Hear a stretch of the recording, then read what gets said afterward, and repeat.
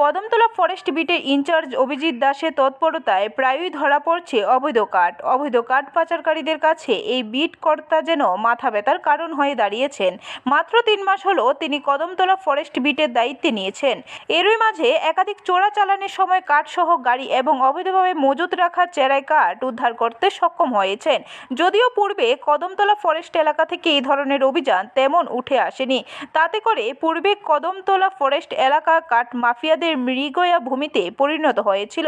এদিকে বুধবার কদমতলা ফরেস্ট বিটের ইনচার্জ অভিজিৎ দাসের কাছে খবর আসে কদমতলা ফরেস্ট এলাকায় বিপুল পরিমাণে চেরাই কাঠ এনে মজুত করা হবে। সেই খবরের ভিত্তিতে বিট ইনচার্জ সহ এসডিএফও অশোক কুমার, ধর্মনগর রেঞ্জের রেঞ্জার সুপ্রিয় নাথ বন দপ্তরের বিশাল বাহিনী নিয়ে কদমতলা ধর্মনগর সড়কের উপর ওত পেতে বসে থাকেন। রাত আনুমানিক 11:15 নাগাদ TR01X1902 নম্বরের একটি SML ট্রাক গাড়ি দ্রুত গতিতে কদমতলার অভিমুখে আসলে যথারীতি বনকর্মীরা গাড়িটির পিছু ধাওয়া করেন।